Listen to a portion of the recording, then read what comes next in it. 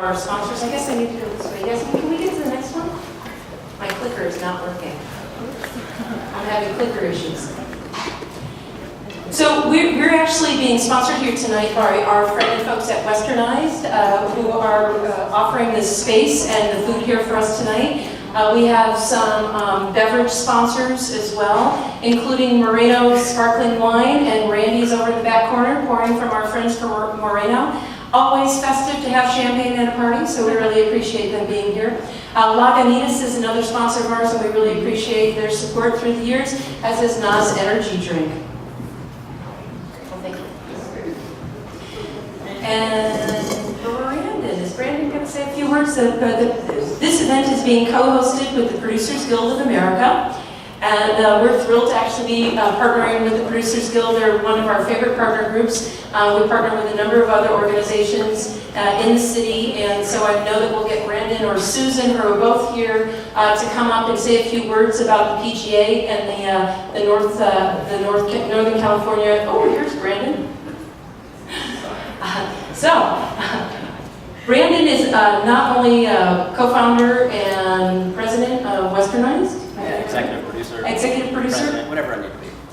He is also the head of the Northern California branch of the PGA. So, Brandon. Hello, everyone. Thanks for being here tonight. Great to see such a big crowd. So the Producers Guild, we are a non-profit trade organization that protects, promotes, and represents all members of the producing party, whether you're working in film, television, or in new media. So if any of you folks are in that category, I definitely encourage you to come talk to myself or to Susan. She's up there, she knows I was looking for her. And some of the benefits of the Producers Guild are seminars, events like this. We have new media peer groups. We have the Producers Guild Awards, the Digital VIP. We have networking opportunities, mentorship programs. The list goes on, and there's some literature on the back table over there for everyone to check out. And I hope you guys enjoyed tonight's event. Thanks for being here. Thank you, Brandon.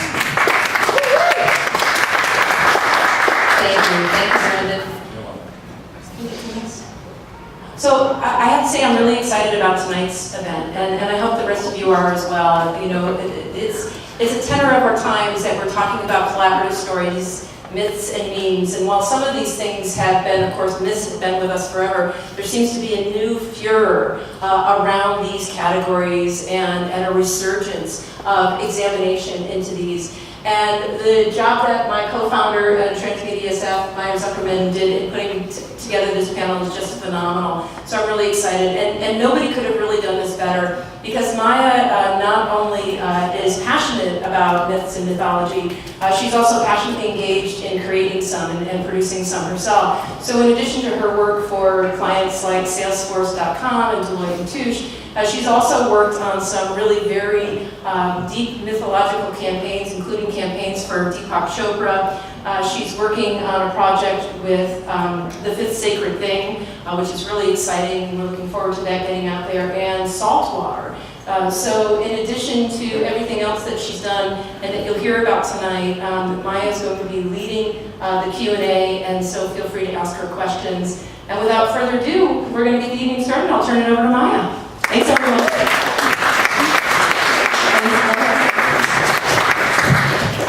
See if I can do this with too much technology.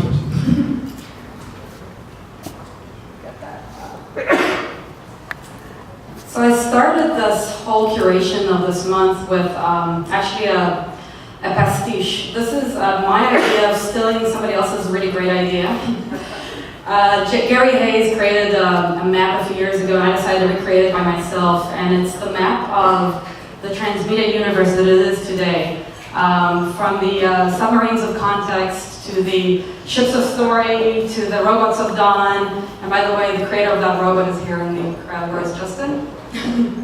And the idea of creating where this map of media is right now, because it's not the media of our grandfathers and grandparents.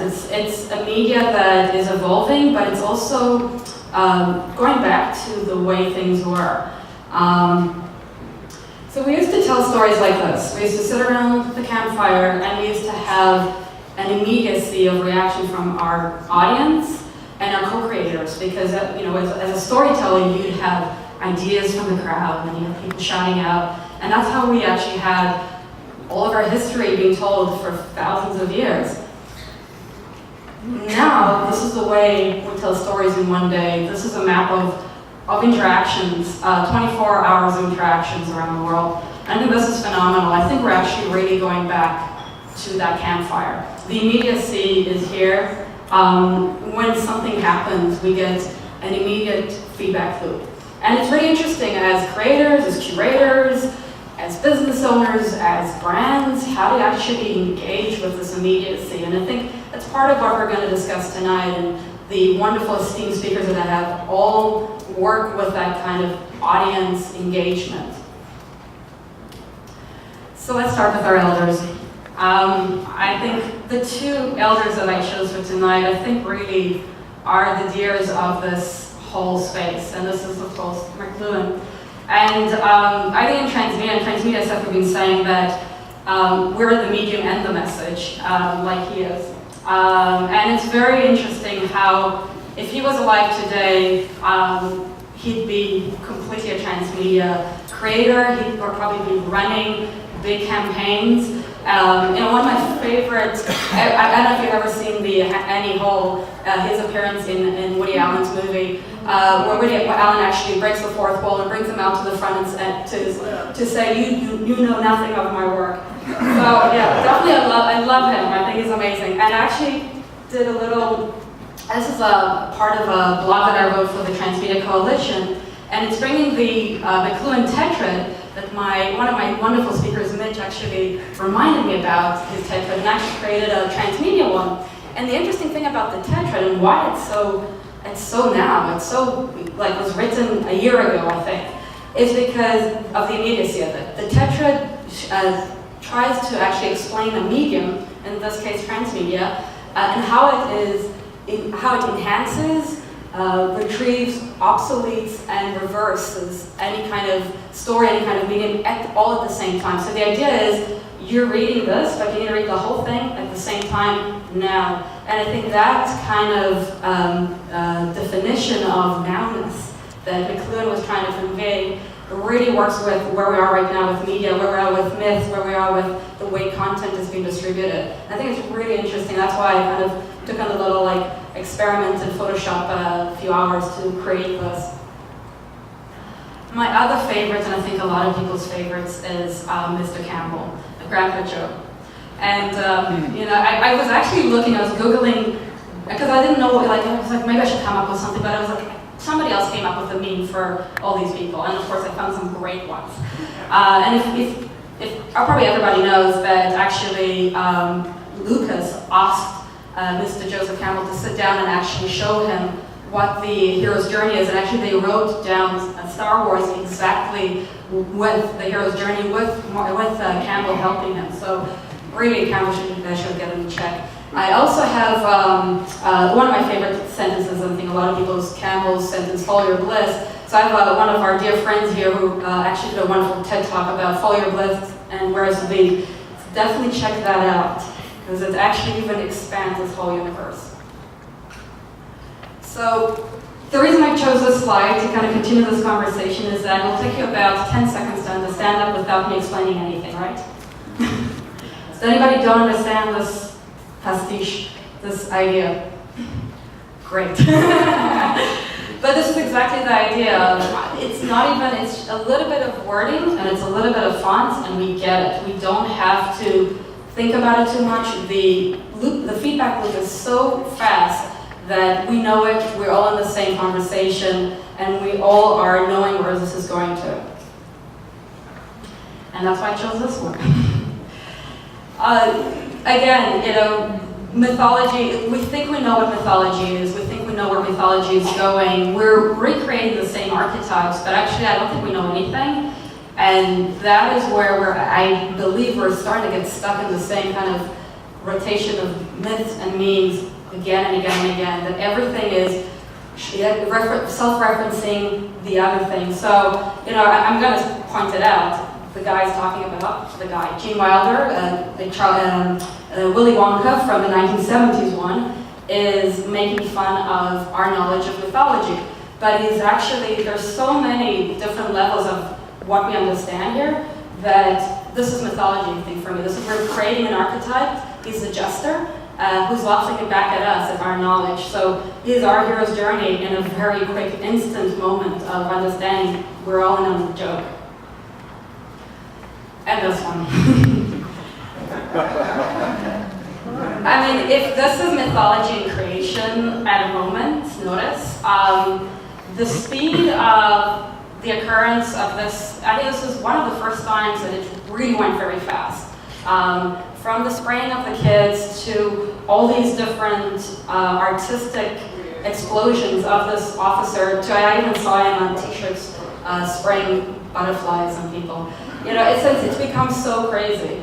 And I think that's where we're going. I think that's a very big question is where do we go from here? Now that we've put our big mentor character, a modern mentor character of Yoda with our oppressor from our mainstream, what happens next? So that's a big question for tonight. So we have 3 amazing speakers tonight.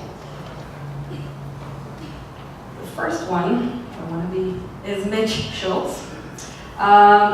Mitch began his life journey in Memphis, Tennessee, and has since called Texas, Minnesota, Colorado, and New York City as his home. From early age, his love of art, music, mythology, and anything curiously unusual filled his path, including collaboration with Doris Roberts, synthetic pictures, and development of hybrid collective spectral alchemy. Mitch, will you join us?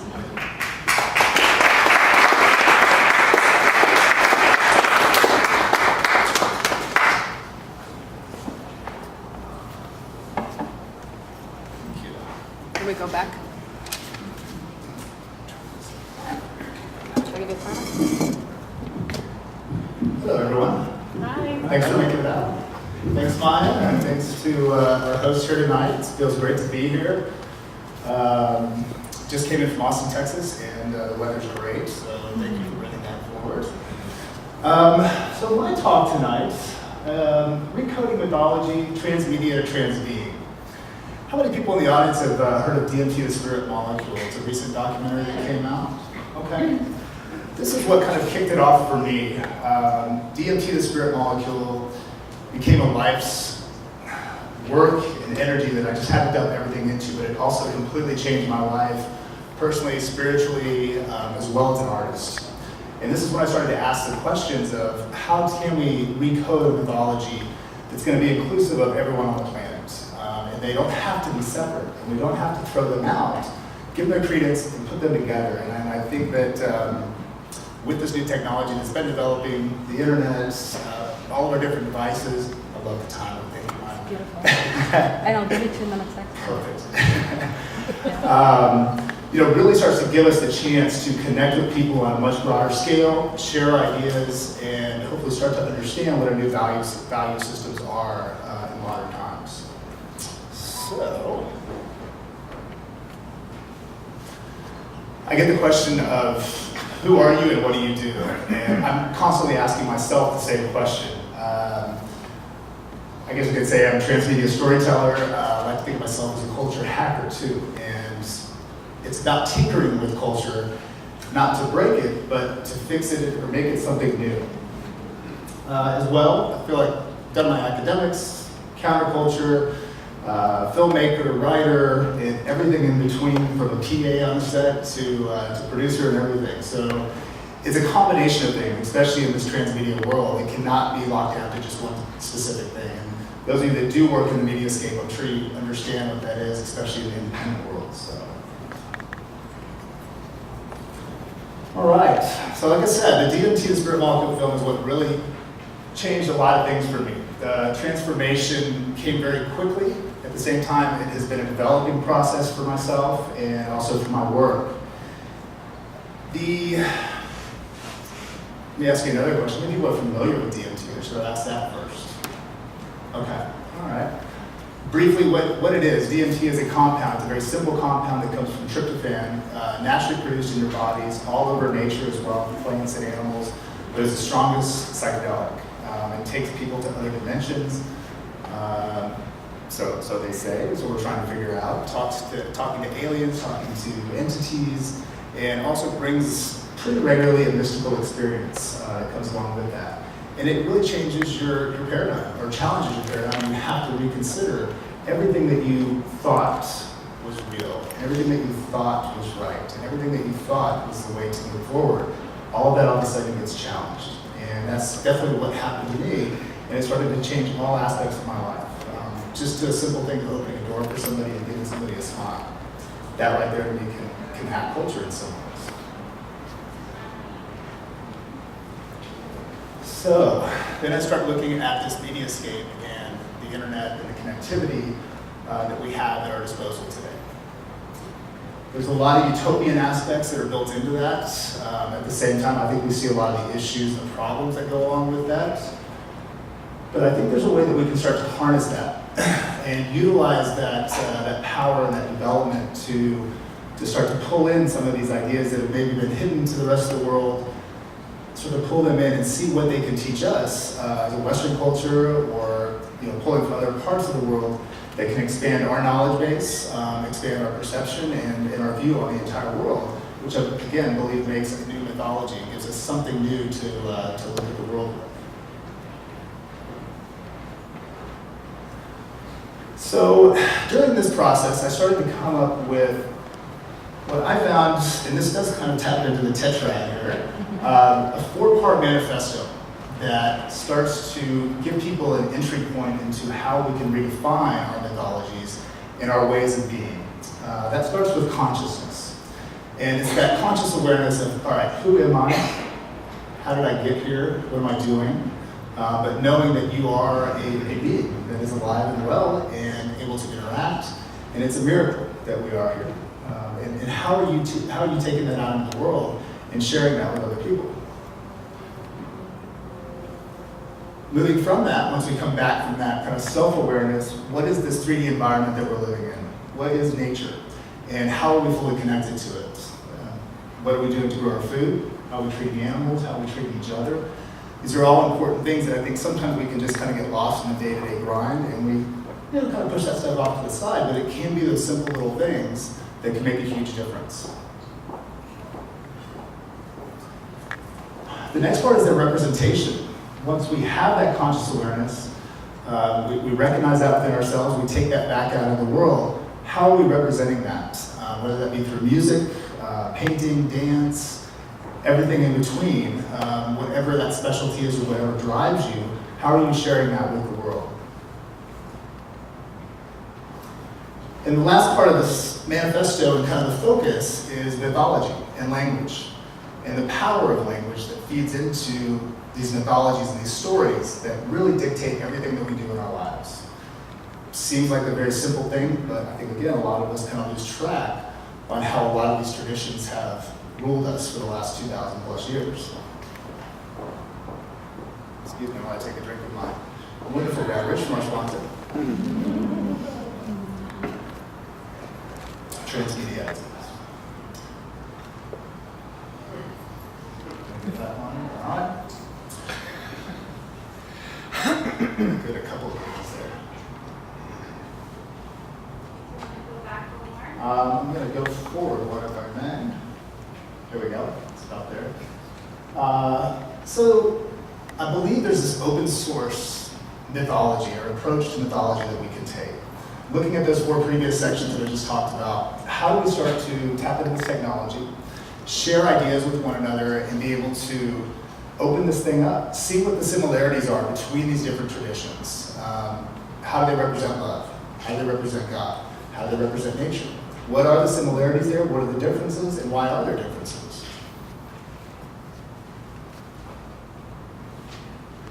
What also I think we're starting to see with this technology is we look back into the past, we start to see that our vision has widened a little bit. We have a little bit of a scope that is much broader than we had even 5 years ago, much more if we go back a whole century. But there's an ability there to look back, hopefully learn from whatever mistakes we may have made, look at the positives that came out of whatever that was, and then how we can hopefully take that into the future, again, with an open source approach to get people to start collaborating talking together, and not pushing everything off to the side. It's important that everybody's story is told. And this is where I think it comes into the power of individual stories. You know, how are we telling our own story to help build this bigger collective? So we came back to this transmedia idea. And this open source mythology, what is it that activates people, that brings audiences together and brings communities together, and then also gives them the power to go do something about that, whatever that issue may be. Who are these activators? I would imagine there are a lot of us in this room that are activators, and what are we doing to participate in that dialogue and to create this new mythology? Maya set me up for this one here. I won't go into too much of, well, I won't go into anything on McLuhan right now, but those of you that haven't spent much time with his work, I highly recommend it. The man was definitely visionary, saw things way before it happened, and he could have easily been the contemporary today, as Maya said, to really write this about the idea of a tetrad. These 4 projects that are listed here are the base of the general Mythify Manifesto, as we call them. So DMT, the spirit molecule, is about consciousness. Again, giving us that awakening or a sense of other or broaderness. Broaderness, is that a word? Grounded being is the second part of this, and this is going to be looking at sustainability. In general, just, again, how are we growing our food, how are we treating animals, what are we doing in this 3-dimensional space to make sure that it is a sustainable environment. Global Beat Fusion is going to be the art piece, and what we're doing here is looking at the computer as the first global folk instrument. And all of the musicians around the world now are essentially using the computer in some way, shape, or form to share their traditional mythologies and their traditional music. And so we kind of see that travel around the world and then how it's implemented back into the digital space to share with the modern world. And the last one is the open source reality, and that is going to be focused on language, Joseph Campbell's story stuff, and then getting into McLuhan of what all this means, or potentially means, because we just don't know, but we do have the tetrad to kind of look at possibilities. So this is kind of the basis of Mythify. Mythify is an experience that we're setting up. It's you want to call it an interactive experience, but it's a transmedia experience. And what we're doing with all of our projects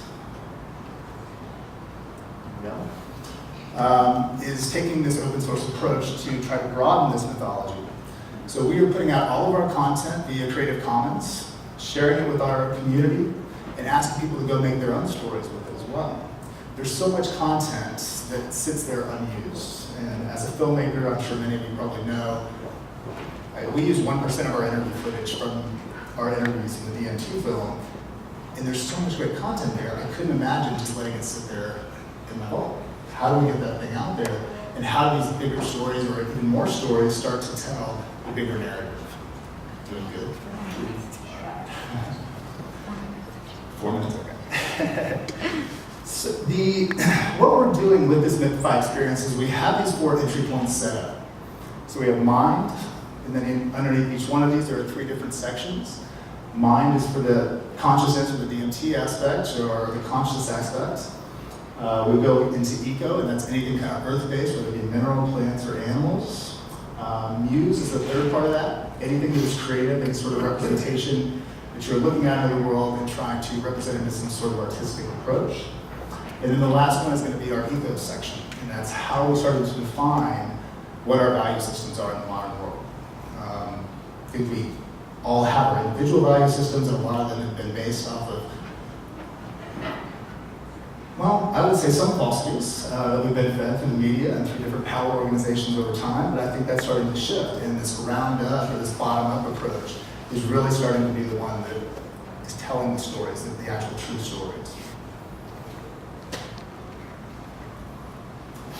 So I'm going to run through just really quick. On top of the other 3 films from the manifesto, besides the DMT one, we have 6 other films. And Marcy, I hope I'm not speaking out too early here, but I'm going to just throw it out there. Just run through a few of these. The Origins of Consciousness was a tour that we did over in Australia earlier this year with Graham Hancock and Dennis McKenna, covering everything from psychedelics to original tribal stories. Grant work looking at cave paintings and what sort of representations were there from our early ancestors and what did they mean? Potentially, what did they mean? Recoding the Transformation is going to be looking at Culture Festival and Transformational Culture Festival. What's happening on the edge there? You know, who are the people that are attending these festivals and what are they getting out of it? Who are they in the real world, if you will, and who are they when they come to the festivals, and how do those two things merge? Liberation movement. Bryant, a resurrector here, started heavyweight dub champion and has had some major awakenings in his own work and is starting to shift now into kind of global musical experience where they're pulling in tube and throat singers, Icaros from South America, a variety of different instruments that they're creating themselves. And seeing again how that plays out in a personal story but also on a global scale as well. Reconnecting humanity. Viktor Frankl, Man's Search for Meaning, he had a vision of statue of responsibility. For us to have liberty, he thought, we needed to have a bookend and that had to have responsibility for one another to actually have liberty. So this is underway. They're trying to raise their money now, and this will be sitting off the coast of San Diego, a 300-foot statue, the one on the left here with the two hands. It's like that picture up there. Now, we have not officially started on the Tibet Oral History Project, but I've been lucky to come in contact with, Marcy, do you mind if I call you out? Can you wave to everybody? Marcy has started this wonderful organization, I think roughly a decade ago, after a human rights presentation that went to the Dalai Lama. Stop me if I'm wrong here, Marcy. About how children were still being treated in Tibet. And one of the questions that Marcy asked was, what can we do to make this a different story and to really help? And I think the Dalai Lama's response was to record as many Tibetan elders' stories that we can. And these were people that were part of the original Chinese invasion, followed the Dalai Lama out. And as many of us know, that it's very tragic, continues to happen, but this is a culture that is extremely rich on many levels. And 170 interviews to date, I believe, is where we are. The Library of Congress is just going to host this thing out. And so there's a lot of potential with that, and we're really excited to potentially start moving forward with that one and starting to share that knowledge. And again, in a transmedia space, beyond just, here's a documentary, what are all these different interviews, and what is the importance of each one of these stories that fits into the broader culture? Briefly on a deed here, this one is going to be loosely taking the framework from spiral dynamics, if anyone's familiar with spiral dynamics and kind of the map of consciousness. I'm treating this one more as a koyaanisqatsi. It's going to be a visual exploration, trying to tell the humanity story. So finally, because I know my time is running out, my call to action as we're starting to build these things is to start encouraging people to be part of this process. Once we start putting our media out there, we want people to get activated. We want them to go out and see what's important to them from this story. How do they utilize that? How do they put that into a new context, reference it to something else, find new importance in it, and share it with the world? I encourage people to become spiritual alchemists. Get rid of rule sets. We can make our own rule sets. We don't need the rule sets either. This is a world of possibilities. There are so many things that we can tap into, and we have been kind of contained in some ways, but again, I think that's opening up, and it's really on us to go tell those personal stories and make the difference on the local level. We cannot wait for others to do it, of course.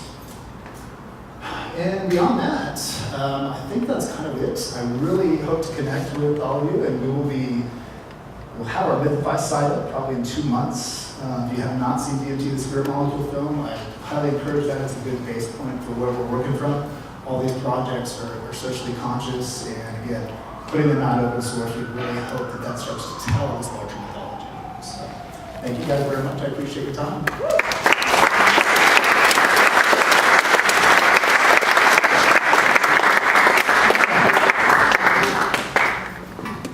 Thank you, Mitch. So now we go to our next wonderful speaker, John McAfee.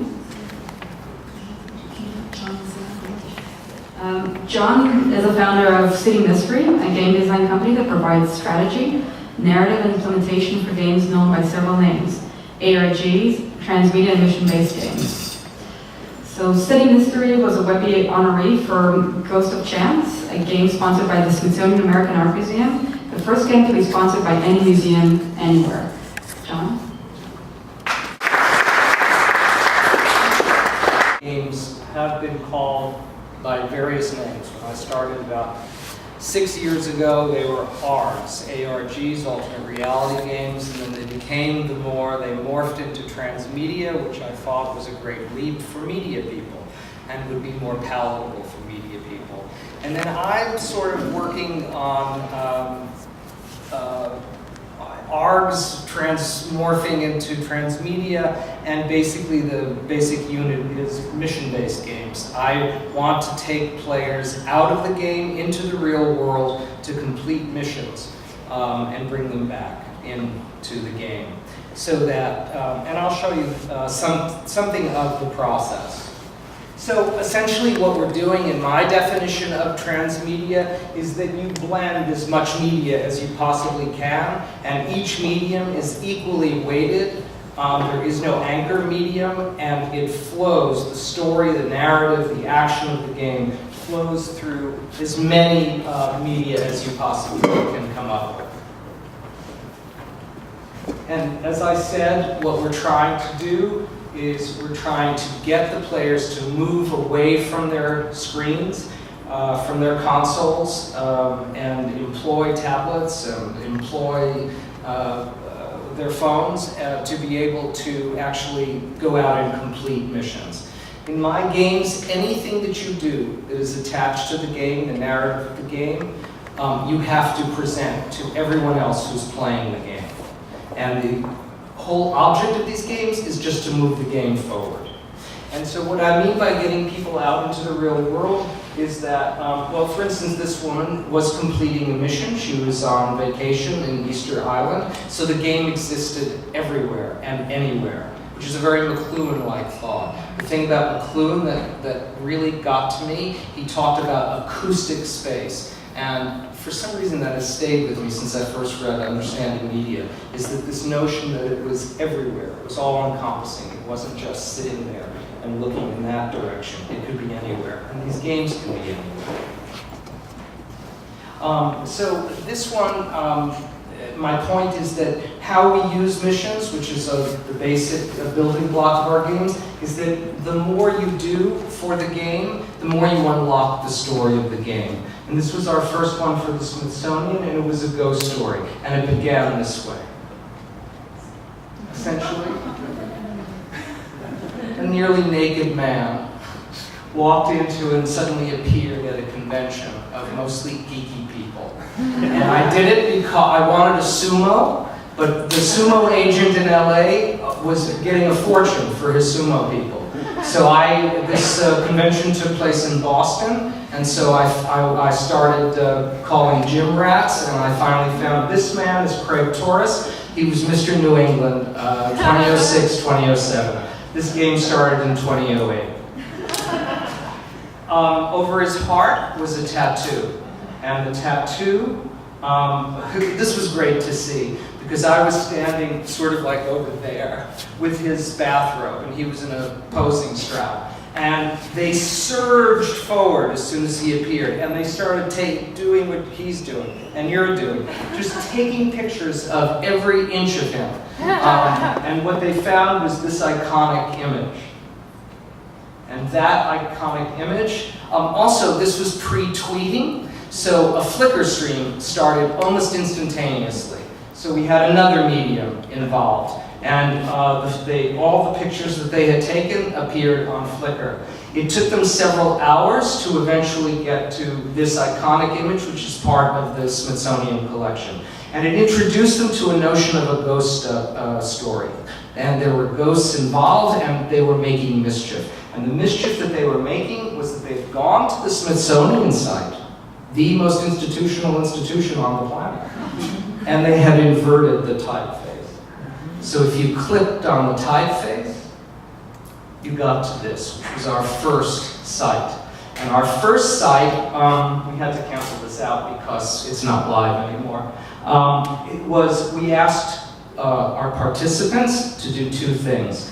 We wanted, that image, by the way, is called a lover's eye. And the largest collection of them, it resides in the Smithsonian. So we asked our players to send in pictures of their lover's eye. And it could be a pet, it could be whatever you wish to ascribe as your lover's eye. And we also asked them to call in and add their voice to a ghostly incantation. I used the one for Macbeth, and it's double, double, toil and trouble. And you can still call this number and you hear this eerie wave of double, double, toil and trouble. It got so weird and eerie. And essentially, we got hundreds of people sending in their lover's eyes, and some of them are just extraordinary. And somebody sent in Hal. But they really worked on it. And suddenly, what I was talking to you, Scott, about, is suddenly your audience is not an audience anymore. They are working for you. They're working for the game. They are participants. They've changed.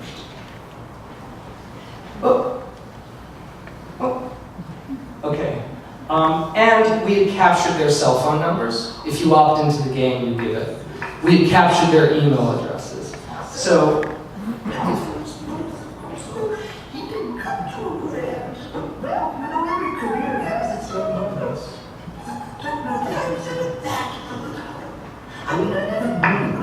I heard it in Bryant.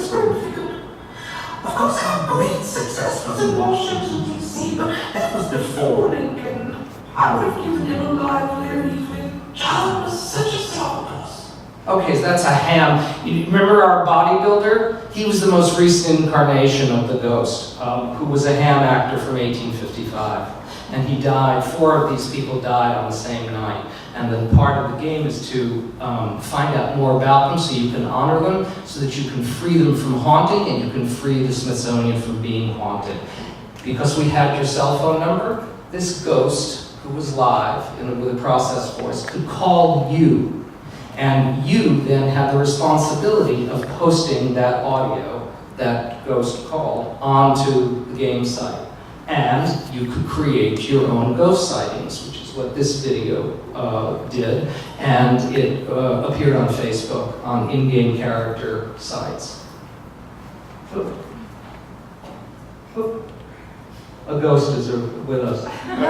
Missions can be delivered by telephone, tablet, and laptop. So they're pervasive. And this is the transmedia part of transmedia storytelling.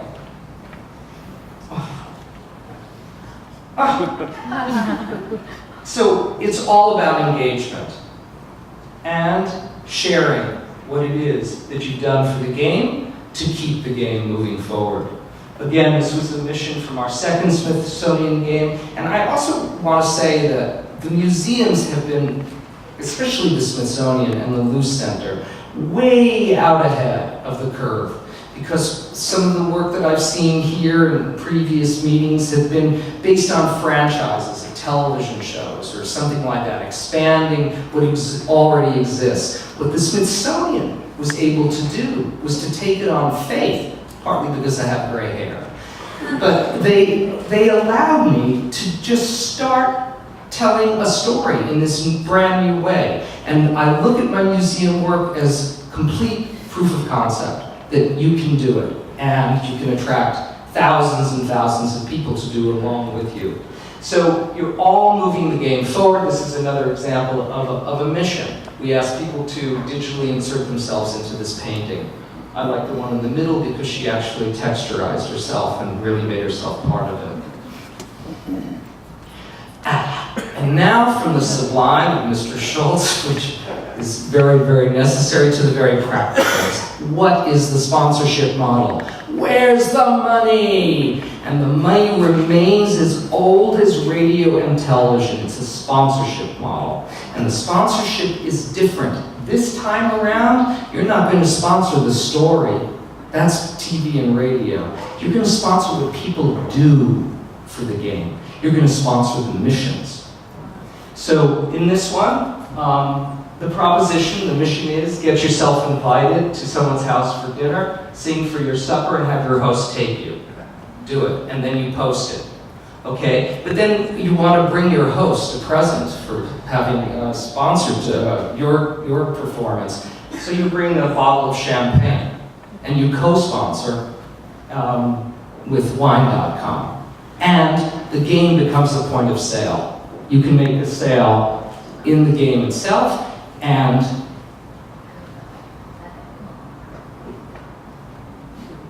in the sponsorship, the mission tells the brand story. So with wine.com and with champagne, you're telling the brand story, but you're advancing the game as well. This one, these are all real missions that we did for our second game. Narrate your route to work as if you are a professional sportscaster calling football plays. And you videotape yourself doing this, or you're the first-person shooter. And if you use any of the For Dummies products about football or coaching or anything like that, and the point of sale, you get additional points and you rise in the game. So you see how sponsorship can work. This is another one where, again, you're offering point of sale. You're doing it as fancifully as any 20-second commercial on TV, except what you're sponsoring is the fun that people are having, and your product is the way they're having the fun. So in this one, WebEx invites you to form a network of players in Los Angeles, Minneapolis, and Baltimore to bake a cake. You're doing something silly, but you're applying it to an actual sponsorable brand. So some of our games. This one is the first one I talked about, which is Dose of a Chance. And I won't click on any of these, but these are all the different media that we did use. I had a calligrapher calligraph an 19th century hand, a male hand and a female hand. We had real letters of distressed paper. We mailed them to players that we liked.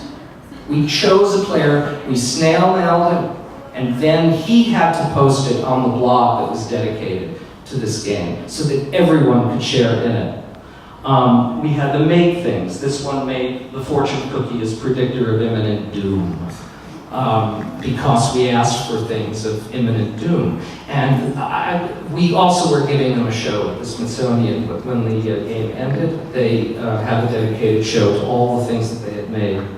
On the lower right-hand corner, this man's a forensic anthropologist, and I went to him he's at the National Natural History Museum on the Mall in Washington. And I said, I need a dead character. Oh, what do you need? Well, she's a 24-year-old African-American, a runaway slave. She was hit by a train. He said, I've got it. I'll find the corpse.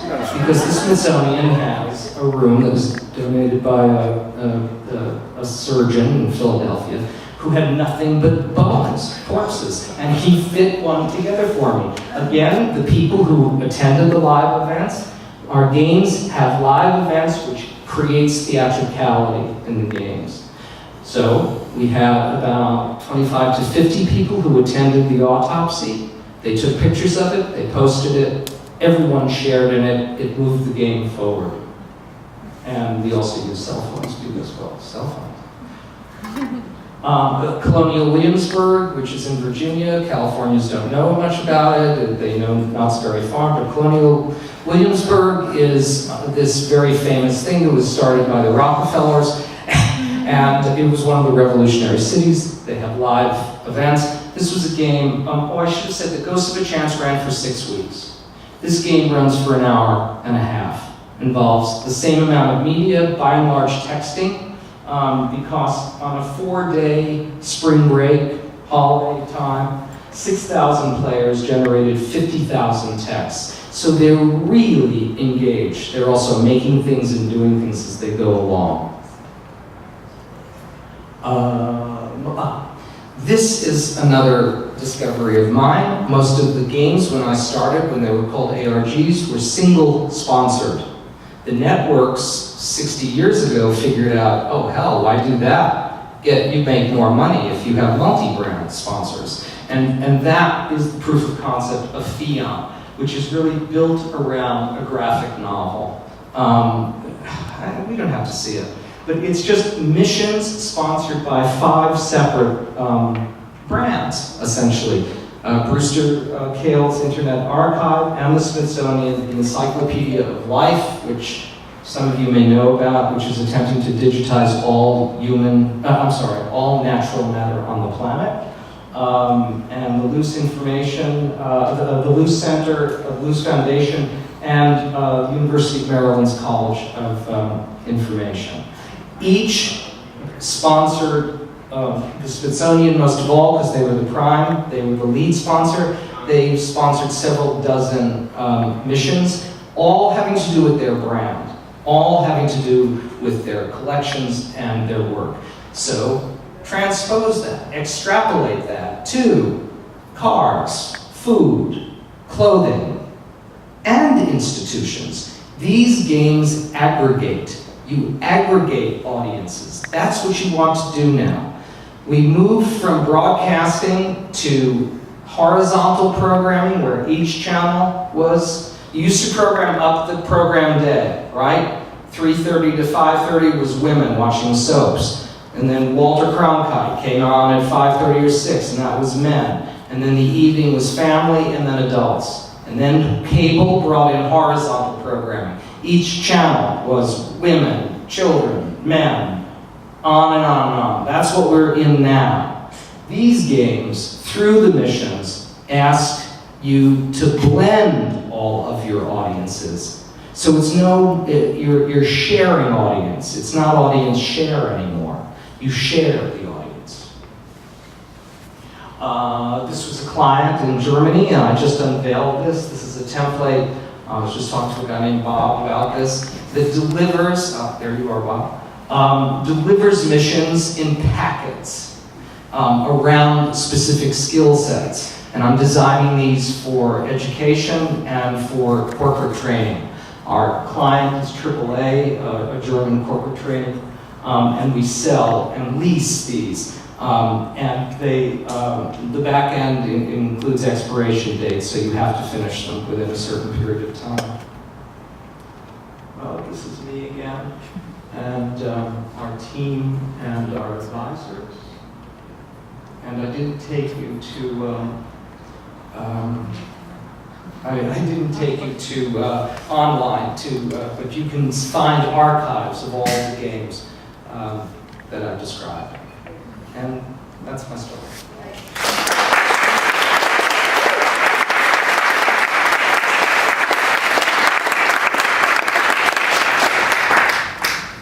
More collaboration of the audience. The next and final speaker is Ash Marie. He grew up reading classic folklore and fiction such as Tolkien, Chaucer, and Grimm. The stories, fables, and parables inspired him. Ash has started a new game company called Grimm Bros. He's going to tell us a little bit about what he's doing there. It's really interesting. Ash?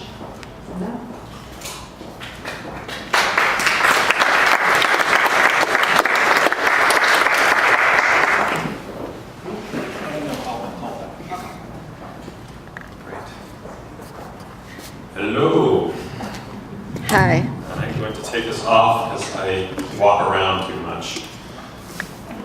Thanks for having me. Thanks to Transmedia SF for putting this event together. I'm really excited to be here. So today I'm gonna get a quick show of hands. Who in this audience are kind of production, producer folks for either film, television, or multimedia?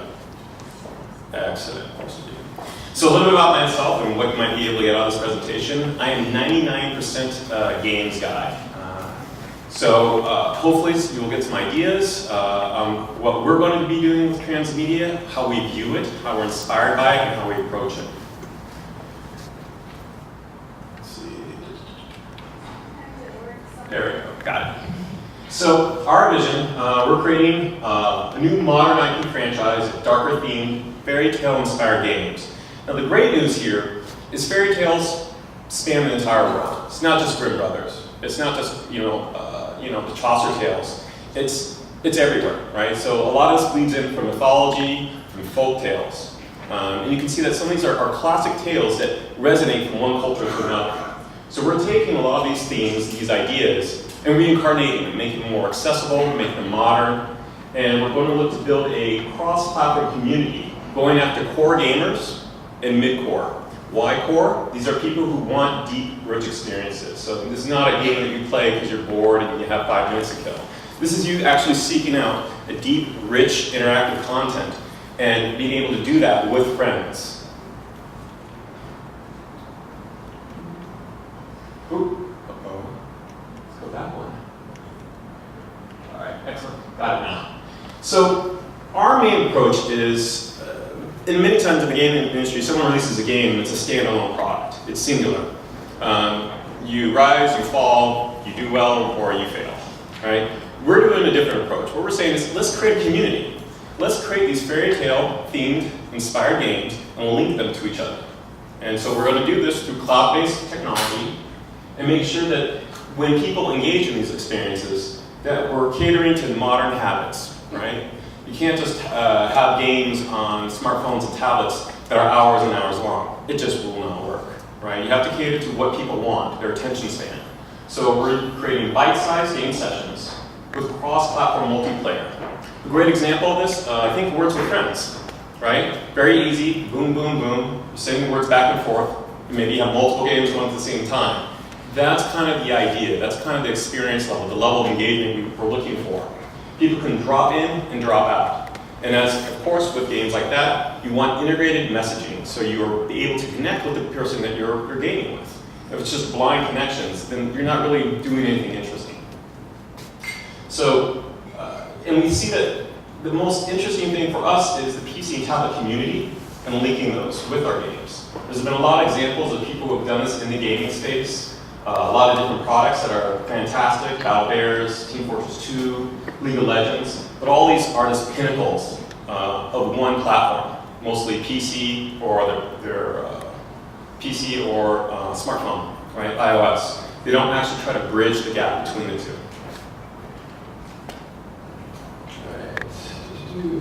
So I'll just brief over this. Been in the industry for about 14 years. Broke my teeth on a lot of big EA titles. Ooh, go EA. And I've been all over the place. A lot of it by design. Pretty much learned every aspect of game development, from the publishing to indie development to midstream levels. So let's go into the actual game concepts. And our whole idea here is we're giving them a different flavor of a gaming experience, right? This is not revolutionary. Let me be clear about this. This is chicken cordon bleu all over again, but with some wasabi, okay? It's tasty, it's yummy, you're going to enjoy it. Because the idea is that games are meant to be consumed. They're meant for people to get in, have a great time. So let's do that, but with our own little twist to it.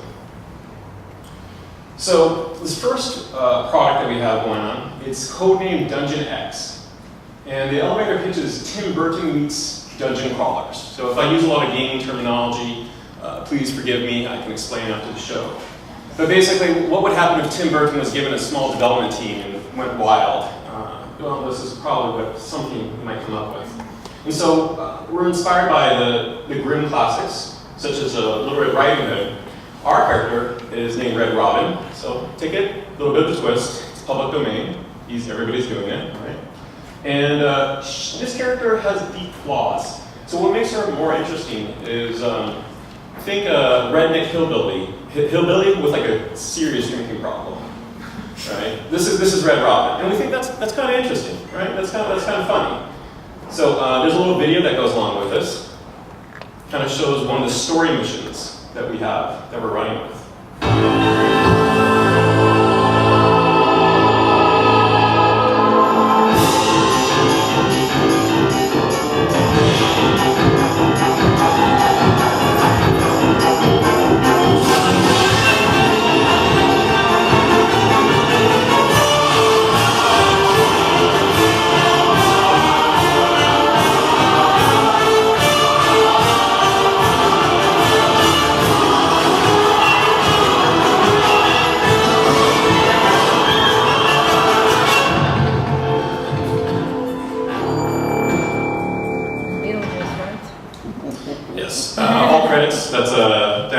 album track from Beetlejuice, so thank you, Danny. But as you can kind of see, kind of playful, kind of dark, a little bit of black humor. In that little clip there, that little kind of sizzle reel, Red Robin, this is one of the many story missions, but she owns a rum factory. And one day her workers rebel, stealing all her booze. And so she wakes up in a hungover mad craze, and now she's looking to murder the particular people who stole all her stuff and retrieve them. Very fun, wholesome tales. So this is what's now following is some of the game concepts that are coming after Dungeon X. So this one is inspired by Cinderella. Now, excuse the lack of clothing. This is her actually escaping from the test laboratory. For gamers, you think Infinity Blade gameplay meets Victoria's Secrets, right? But the story idea here is very interesting. We're again taking a lot of symbolism from Cinderella. And if you look at Cinderella, it's actually quite grim, pun intended. The sisters in the story chopped off parts of their feet to try to fit into the shoe. Right? The shoe is so coveted. And so here, the shoe is this kind of parasitic, alien, demonic arm, as you can see on her body, that's grabbing to her supernatural powers. There's also some scars on her back. And Cinderella is actually one of the oldest, goes through multiple cultures, but she's a hero. She's a hero character. Eventually, she does find clothes. Don't worry about that. But, again, these are things that inspire us. We're saying, what can we do to take this and make this modern? What can we do to make this different? What can we do to make this relevant and cool? So next one is Arbor. Some of you have seen, maybe in the movies or even heard about the Hansel and Gretel witch hunter people, right? Okay, that's a nice interpretation. Ours is a little different. So for the gamers in the audience, we're taking Castlevania gameplay meets Mass Effect. Mass Effect, that's a multi-story, choose your own adventure, right? You can choose to go A, B, C, align yourselves with different people, choose different missions with different repercussions. But the story idea here is, again, involved from Hansel and Gretel. You're an outcast law enforcer that discovers an orbital platform that is not what it appears to be. And so just to give away some cheats here, the orbital platform, that's the house. That's the candy-coated house, because it's giving this precious fuel from this planet, right? And that's what attracts all these kind of people and seeds to it. And there is an oven as well. Okay, next one. Oops, nope, we're back. Night Watch. This is inspired by the Canterbury Tales. If that's familiar to anybody, all these people are on a pilgrimage, and all of them have stories. And some of them are liars, some of them are corrupt, some of them are idiots, naive, noble. They all have some strong quirk. And we said, that's interesting. What if we combine these people in kind of a life and death situation? Think Left 4 Dead, but a little more black humor, right? Or maybe The Walking Dead, if that's more relevant.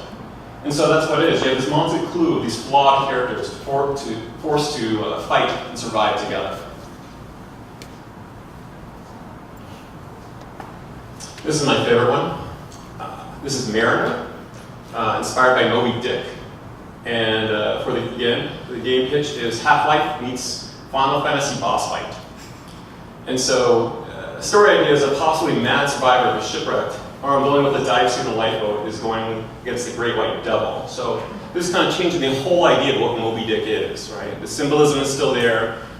Just like Isaac, he's mad, he needs to destroy this thing. But is he sane? Is he crazy? Right now we got a little octopus that's kind of cracking the lens on his visor, so you know something's not right there. So all these games, again, are inspired by fairy tales and fables, but where does the transmedia aspect come in? Well, if we're starting with gaming, and that's our core medium, we feel that it's a natural progression to segue out to these other transmedia outlets, whether it's just goods, promotional goods, videos, anime, manga. So one thing that we're doing to grow our community is having persistent elements. So trophies, crafting, rare items, just things that you do in-game matter. It's not just you get in, you get out, and thanks for playing, right? You get able to accumulate these things and carry them with you. And as we accumulate these trophies, these crafting, these rare items, this is an opportunity for us to create these into transmedia products. right? So top players that do a really great job and get the epic set of armor, well, guess what? We're going to send you a figurine, right? It seems cheap, seems like a ploy, but it works. You're rewarding the community for engaging. You're rewarding the community for being a part of it. Gifting and challenges via ghosting. So this is an interesting idea. And again, it's nothing new. But basically, people can gift other players. It's a social viral thing. Everybody likes getting free stuff, right? So you can give your friend some help. But how we're doing it in some of our games is, you play a video game, guess what? You're going to die. It's a matter of a video game. It's going to be hard. But what if you could take, every time you died, what if you could create a ghost? And what if you could then do things with that ghost? Talk to it. Oh God, that was really dumb of me. I really wish I didn't use a wooden stick on a giant werewolf. That just didn't work on me. But you could actually send that ghost to help another friend. Or you can send it to haunt another friend. Right? So again, it's the same things that the mechanics are already there. They're challenges, they're gifting. But it's in a different way, and it's more personal. Because now it's your friend. You get to see all the things that your friend does and all the stats that he has. And it makes you want to maybe compete more or share more. Right? And this becomes a nice mechanic for, again, growing the community and making it sustainable. User-generated content via missions. So again, this kind of feeds up into the persistent elements, such as crafting. Say you're going to craft that epic armor set. So you can actually be able to post in what would be almost like an auction house. Say, hey, I really need 6 dragon scales, right? And I'm willing to pay you 1,000 gold per dragon scale. That's a pretty good quest, right? So you go off, you complete that mission, and you feel like someone, both sending it out and receiving it, is rewarded. You're rewarded because now you have materials to craft that epic armor set. And the other person in the community gets the actual financial reward. And they both had fun doing it, right? That's a very, very interesting thing. Community-based skill contests. So very famously, League of Legends does this. These are actual cash prizes, huge events. Thousands of people attend these, right? You see these gamers, they get their headsets on, and they're all into the game. That's exactly what we're going to look to do, but maybe not on that scope, right? We're going to actually have skill-based contests. And again, reward them with actual, not only monetary goods, but physical goods. Hey, here's a t-shirt and a check for $1,000. Good job. Keep on playing. And last but not least, we're going to listen to the community. We're going to do polls, we're going to do events, all online, to really kind of get their feedback to see what they want to see next. Right? We do believe each game has a life cycle, but that being said, you can greatly extend it. Right? So expansion packs. Maybe everybody's really excited about steampunk. Okay, steampunk it is, and here it comes. As long as it's modern, relevant, and it still fits in the world that we're creating of these kind of fairy tale themes, we think that users will really enjoy this. And so again, our core base is games, is this online platform, but the tendrils can reach out everywhere. I think that's it. Now, I think I'm waiting to do QA with the other panelists, is that right? Yeah. Okay. So unless somebody really wants one question while we're setting up. Burning desires, anybody? Any desires? Bueller? Okay, thank you very much, everyone. This is a very interesting, and when we were thinking about how to curate an evening about mythology, it's not an easy subject because the subject is so big. And I think these 3 are a great segment of what's possible. And there's a great intersection of all these different worlds of what's happening with the way we're creating mythology. And I really enjoyed this. Thank you, guys. Thank you.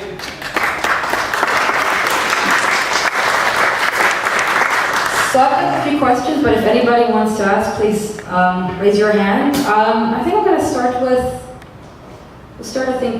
a question for the 3 of you. How do you harness the masses to create the new mythology and make our projects, our platforms, successful while still keeping the integrity with your audience?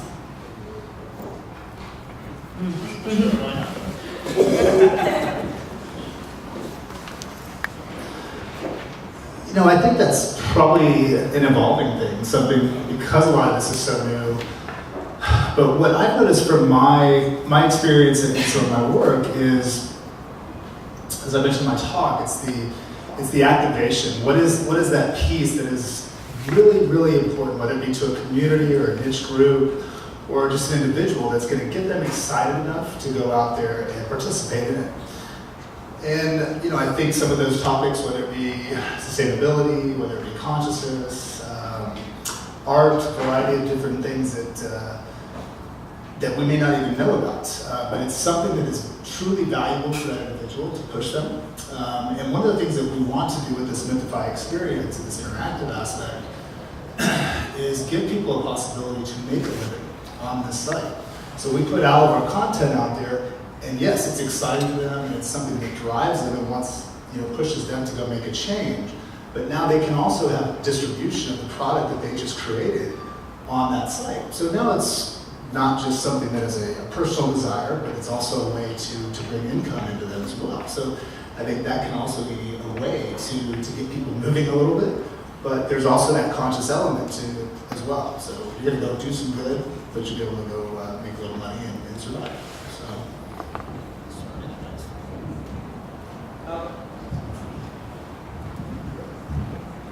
So discoverability is a huge, huge issue. How do you gain an audience? How do you start the community? So one of the things we're doing is we're taking all the traditional media that's out there. So we got YouTube, we got websites, we got everything. And we're saying, okay, well, why do the same thing that's been done before? So we're just going to gamify everything. So we're looking at YouTube, and we're saying, hey, how can we gamify YouTube? Do a brief, maybe 12-part series where maybe users comment or vote on what the character does next. Okay, that's kind of fun. What if we launch a website that's actually a story? And in order to find out what happens next in the story, it segue naturally leads you into purchasing the game, right? Again, this is nothing new. This has all been done before, but it's just the approach of it, right? Just having a unified approach. The biggest thing that we want to do is we want to make sure that we're not nickel and diming the users, the players. The freemium movement is huge. It's here to stay. I made some freemium games. I have friends who've made a lot of money in that space. But that's not what we're doing. We're offering kind of deep, rich content, and we think that by itself, executed well, is going to be a strong allure. And then we just got to make sure that we get in front of the right users. So we're not doing the shotgun approach. We're advertising all these channels. We're going to selectively pick 1, 2, 3 channels, vocal core players, gamify the channels, the things that we are doing, the websites, the YouTube videos, and then grow from there. So one of the things that I'm thinking of is that, stars and sex. And those are traditional elements that, in a way, are parts of the story. And I'm trying to reach out for very mainstream kinds of storytelling in lots of ways. I want you to be involved in the stories that I create, but I also I want to make the game to be part of every inch of the promotion of the game as well. For instance, with the first game, with the Ghosts game, ABC.com interviewed me, but I only would agree, and they wanted somebody to come out and take a picture of me. So they took a picture of me, but I said I would only have a picture that had a clue embedded in the media, so that it was pervasive, and the clue was there for anyone to see who was playing the game. ABC, actually, that was a magazine. Then ABC.com did a story, and I said, well, the only way, I want you to be able to click on something in the photograph that you're going to use of my logo for the game, and that's going to give you an audio clue. So I'm surrounding you with the game. And then what I meant by stars and sex was, I am a movie buff, and I grew up on TV and movies, and the kinds of games that I see reflect a certain interest of mine. And I say this at a lot of meetings, I want musicals.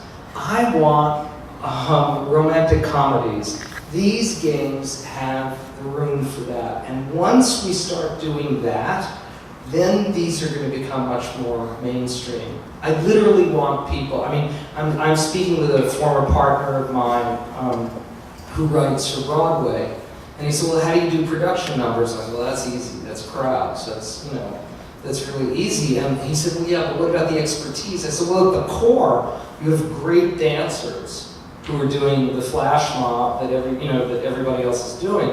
And then he said, well, then how do you do intimate moments? And I said, well, that's done on the cell phone. You're calling players with intimate scenes because it's one-on-one or two-on-one. Again, everything is posted to the game. So does that, I mean, that's what I'm doing. I want to surround you with the game. That's all great answers.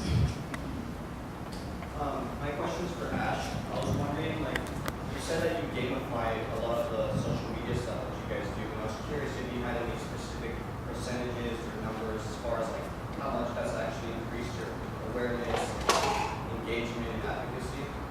Like, Sure. So those are pending. So I'll share with you the results as soon as we do them and let you know how well it worked out. But both, I think our two main efforts right now is the website and the YouTube series. And then on top of that, we're going to go look to do presence at conventions, Comic-Con and PAX. And what we're going to do there is kind of, is anyone in the audience familiar with cosplay LARPing? Yeah, there we go. So again, we're going to gamify that as well, right? So, but again, maybe one of the characters will be Red Robin, right? So we'll provide Red Robin, and you get to be one of the monsters and go. Rating on the phone.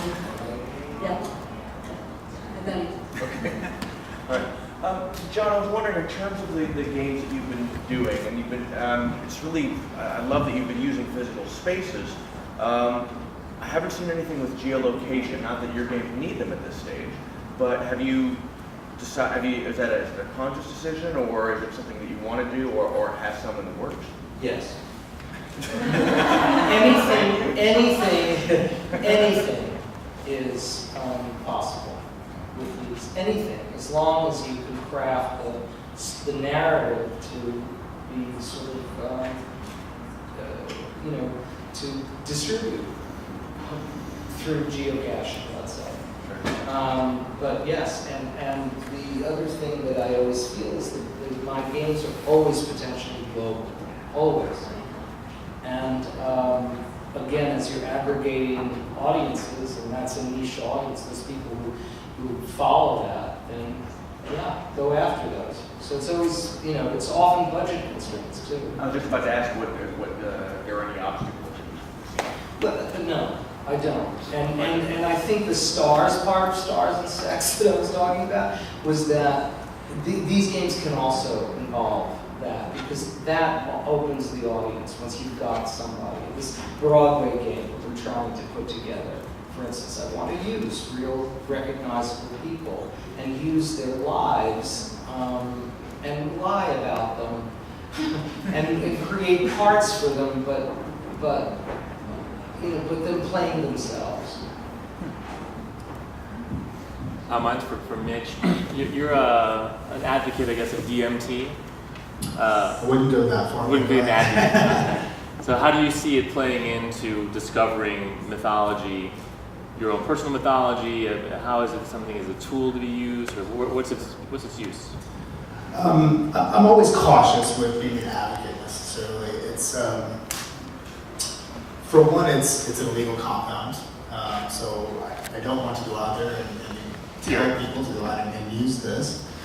I also don't think it's for everybody, but what we have seen throughout history, people have been using these compounds, and very much so for mythological purposes and to connect with ancestors, the other side, whatever that is.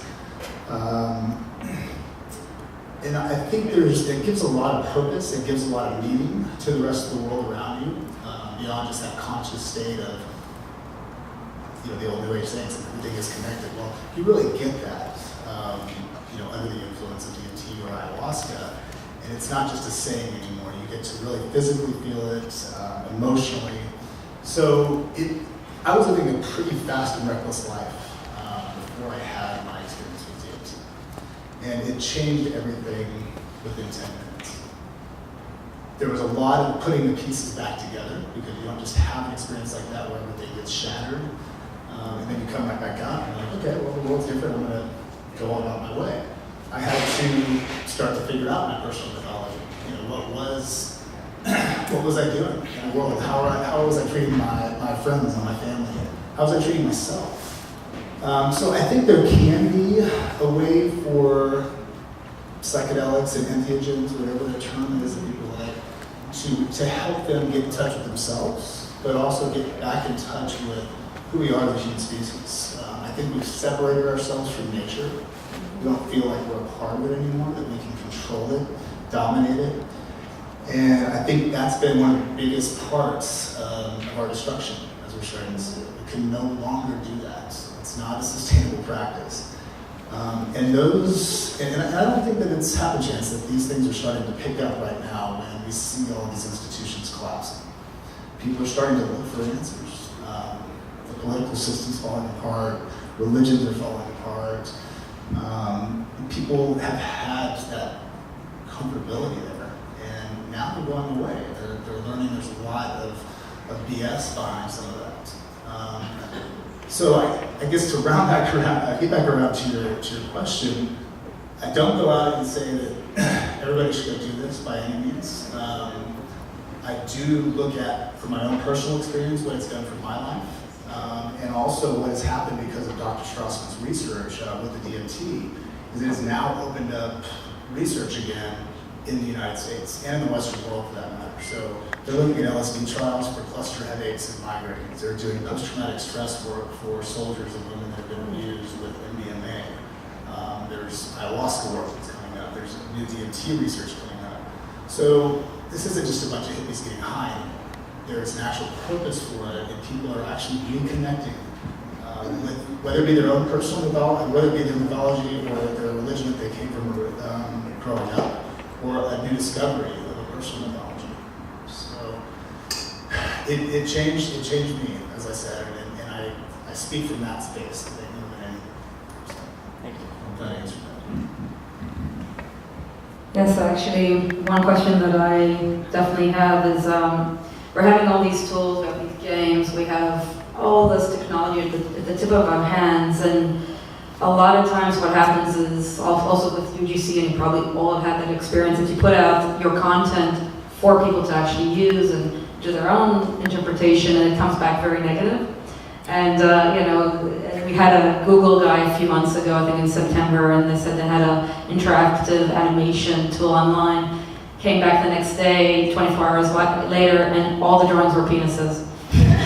And they had to actually start putting something into the engine to actually see how they can make it more, PG and all that. So when we have all these tools at the tip of our hands, how do we actually empower the users to create positive stories, create a positive mythology, create a positive outcome, even if we're dealing with the darkness, but how do we get into the light? Does that happen? Is that an issue that can be resolved, or we are always going to have both sides of the coin? But I think a lot of the times what I see is, I think right now what we're seeing, especially with the happenings that happened in the last few months, is that one really bad experience happens and the internet answers with a lot of positivity, some negativity, but a lot of positivity.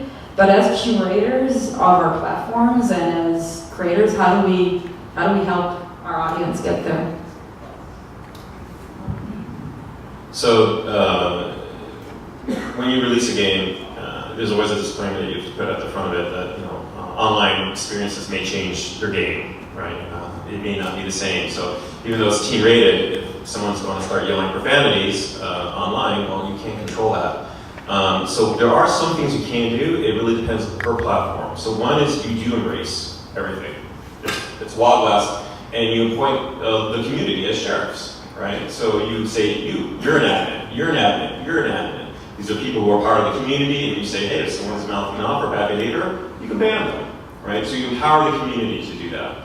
The other way to go about it is, and that's you see that a lot in the PC space. In the mobile space, like iOS, you're going to have to do what I call the cookie cutter solution, which is you can't allow people to say whatever they want, but they can pick from drop-downs. Hello, I'm grumpy. I want this thing, and I'll award you this amount of gold for it, and this is your reward, and this is some kind of snarky emoticon I'm going to put on there. So you give them enough tools to be self-expressive and create new content, but it's with a very limited, pre-selected array of comments and things you can say and do. So you can still have some personalities, but it is restrictive.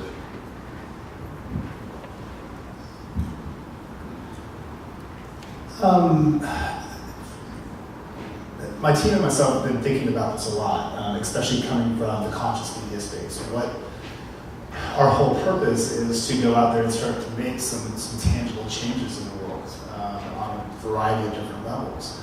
So right off the bat, I'm hoping that just the content itself and the purpose gives us a good starting point for that.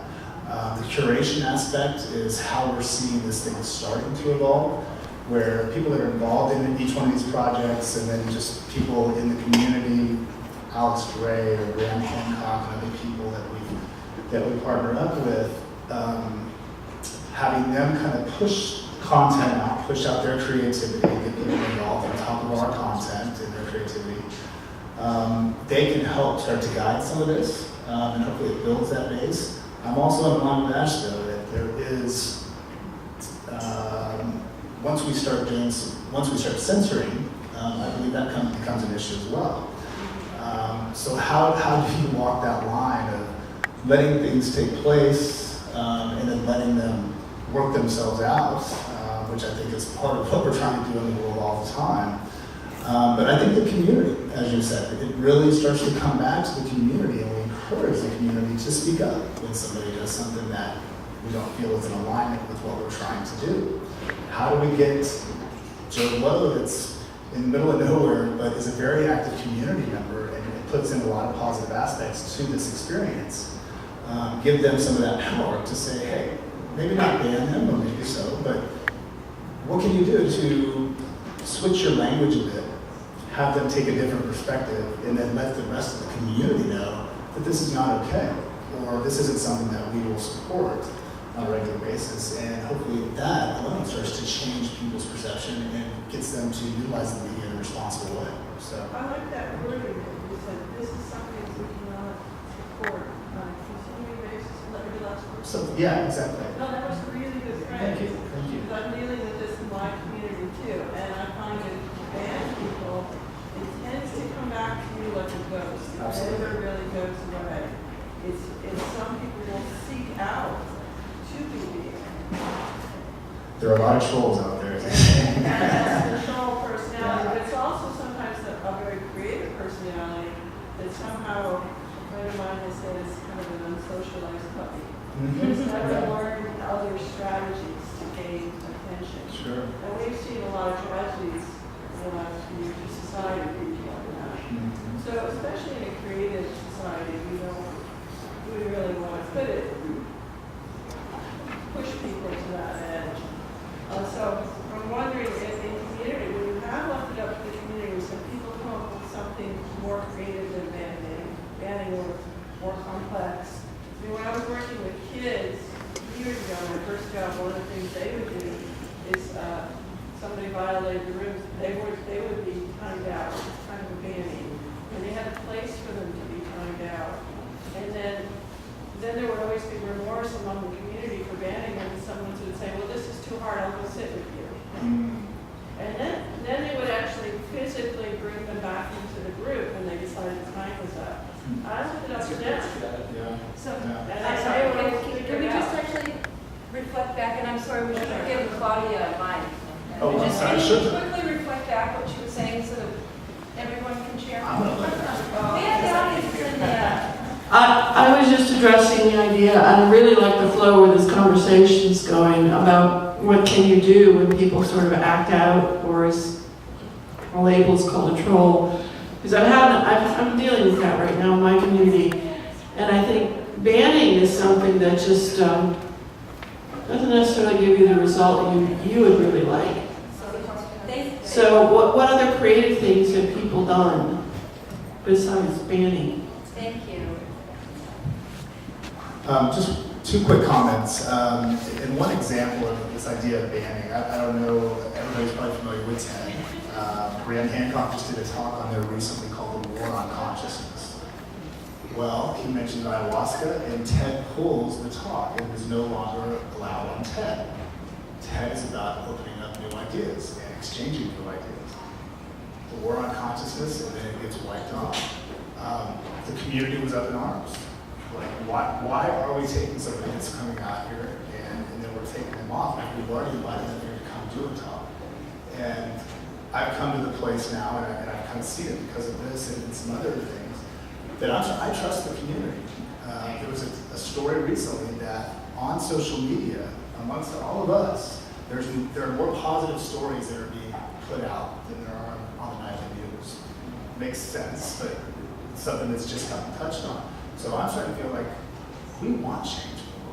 You know, even if you live on the far right and you have this particular viewpoint on whether maybe from fracking to take some money from people, we as a community and we as a global group, I think, want change. And I think for the most part, the numbers are changing to make a difference there, as opposed to continuing the same kind of downward spiral.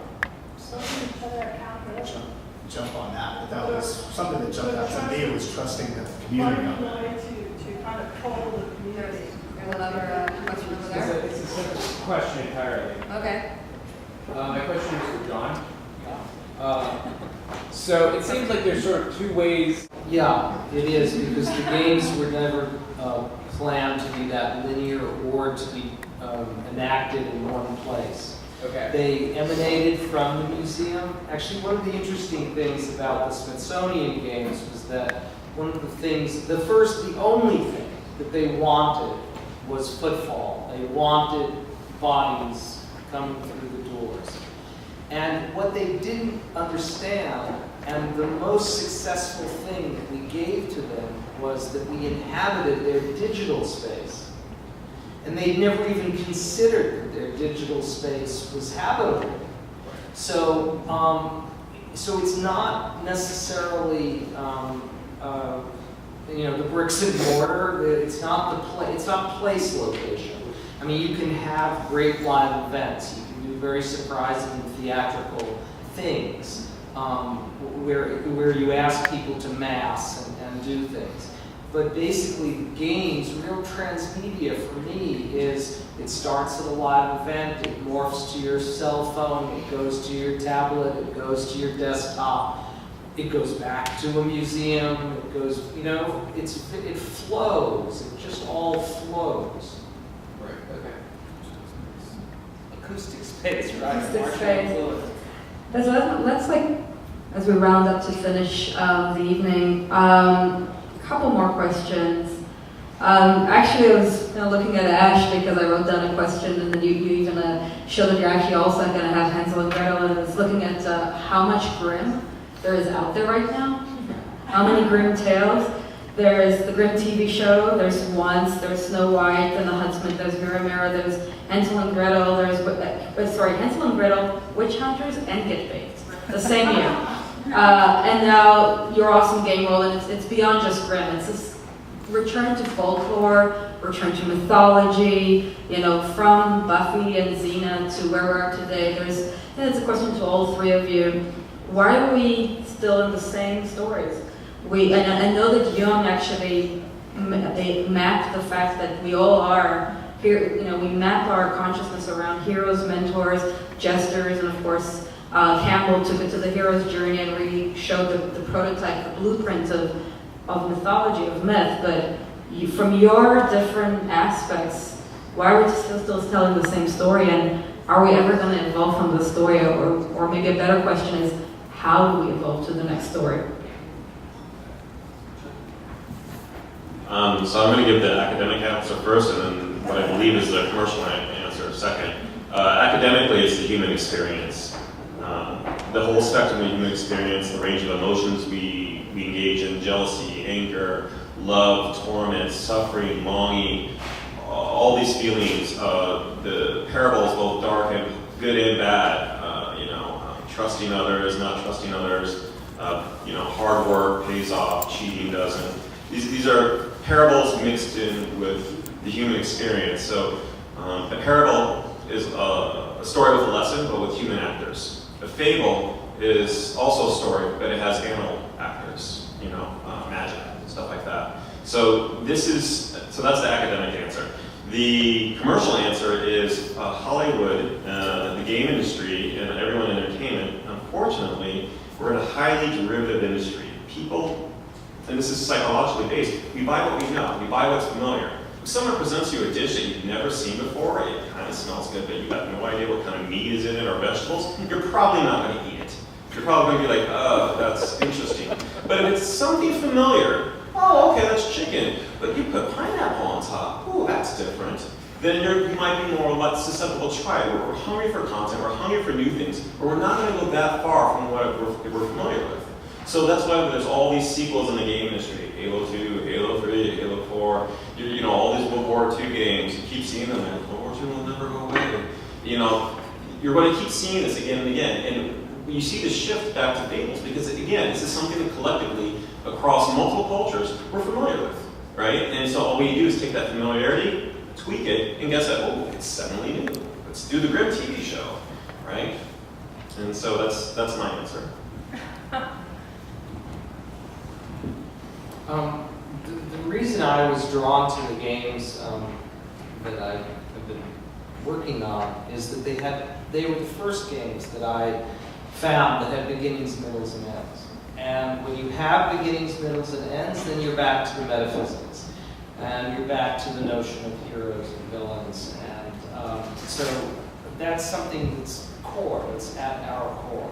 And those make stories possible. So I think that's why we keep pulling from those. To amplify what Ash is saying, my years working in and around Hollywood, everyone thinks that LA is a very progressive place. It was the most reactive town I've ever lived in. And we were just talking about this before this afternoon. It's the anomaly that is the hit. The anomaly is the hit. And then they spend the next 2 decades ripping off the anomaly. It's much easier to do it. And then I have one other thing, one observation I had, and I don't know if you would agree or not, but 2008 really affected me.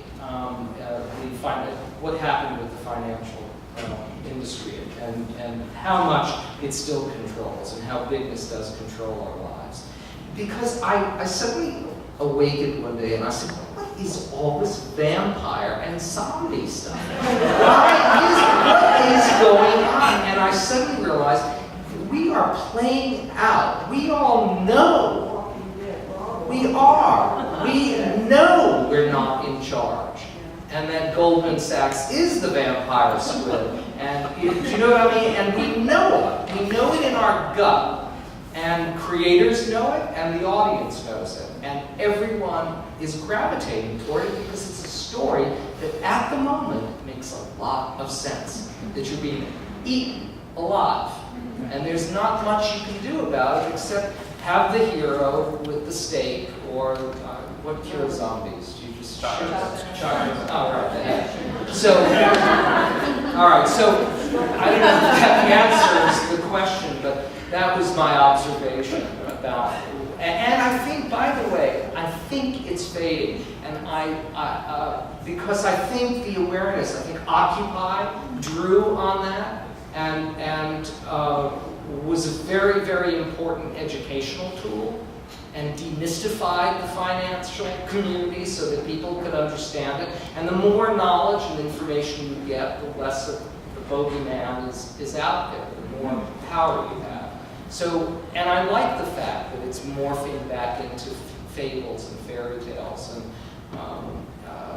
because those seem to have a pureness of storytelling to me. And the zombies and the vampires are interesting enough, but they, I can't explain it. It's very frustrating. It's very frustrating that it all suddenly became zombies and vampires. Well, with the zombies and vampires too, I think, really over the last decades, I've been kind of watching the mediascape.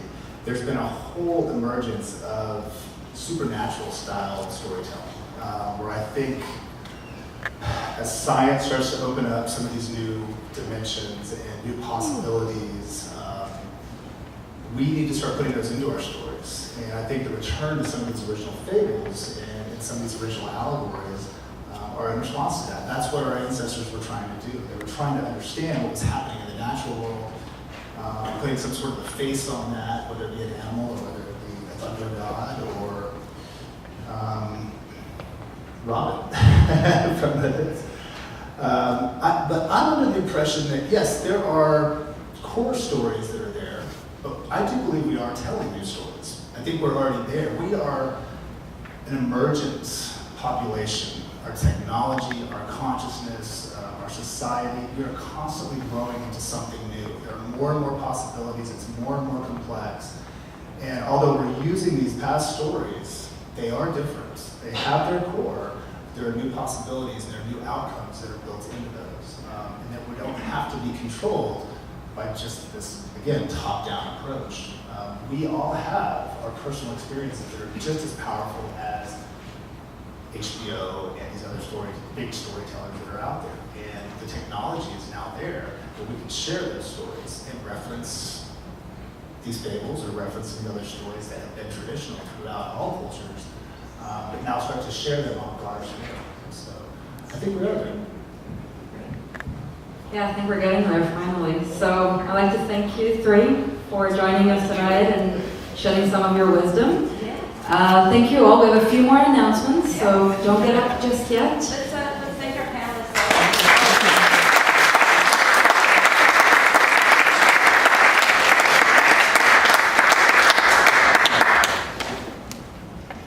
Can we get to the next slide? There we go. Oh, yay. Yay. You want to do this one, Mike? Yeah. So just again, I want to thank everybody here. What an amazing presentation. We had sex, drugs, and a little bit of rock and roll, but we can all rock and roll it ourselves as we carry it on because this will be collaborative. And I'm so pleased to announce that we're actually, by popular demand, we've been asked to start running some workshops. And we have the indomitable Josh Rose, who will be teaching a workshop on how to make your product viral. It is not just luck. You can actually program it, plan it, design it. And he's actually going to be teaching a workshop with us, and you can come along on May the 14th. So please join us, and there's a discount for our members of 25%. We have another workshop. Yes, can I get the next one, please? That is actually free, and we're really excited about this because it's a cool new tool, and our objective is really to bring you cool new tools. Cool new tools, techniques, and technologies. And this is Cover Page. This is coming out of Slovakia. This team is amazing. They've done this amazing thing that can actually help you build a quick app or even a simple game. So come and join us on May the 15th. Both the event at the 14th and the 15th will be at our partner's place at Yeti Zen Innovation Labs, not too far from here. So look for these emails and join us. Transmedia staff for a discount for the first one. And the second one is completely hosted and sponsored, so it's free for Cover Page. And we also, I don't know if Paul is here, Whitney had to leave, have a third workshop that we're announcing, focusing on brands and ads. And Whitney is a brand master, worked at Apple and Google among other, but I think that she spent like 12 years at Apple. They know how to market themselves. And they're really great at transmedia and selling their brand. She's going to be teaching a workshop on transmedia brands and how to create the transmedia process around your brand. So again, you can use the discount code TransmediaSF for that if you're interested. Oh, finally, looking to announce our next meetup. We hope that you'll join us for that. And that is going to be, again, on brands and ads and campaigns. And we're doing that at the San Francisco School of Digital Filmmaking. which is over at 925 Mission Street. They're another one of our partners. Happy to be working with them. So we'll look forward to seeing you there. It's, you know, the workshops, obviously, they're workshops. There's no beer and wine. We do provide some soft drinks, but you know, these networking events, we're really looking forward to getting everybody out, and we're happy to see the big crowds, so we hope that we see you. This is a slightly different date for us. We usually do the last Monday of the month. Because the last Monday of May is Memorial Day, we know you'll be busy. We're doing this on Thursday that week, so we'll look forward to seeing you there. Thank you. And, Well, we always need help. And if anybody wants to work with us, help us, we're looking right now for web designers, bloggers, and content managers. We're going to be upgrading, we are upgrading our website, and we really want to start having much more rich transmedia experience on our website. So we'd love to hear from you. Also looking for guest bloggers, if anybody's interested to posting on our website. It goes all around. We also have a lot of community, global transmedia community partners that we can repost blogs to. So talk to me or talk to Beth afterwards, and thank you very much. So one other thing, you know, we invite our members of our community to come up and announce their transmedia projects. And you can sign up to do this on our website. And I'm going to turn it over to Jennifer and anybody else that wants to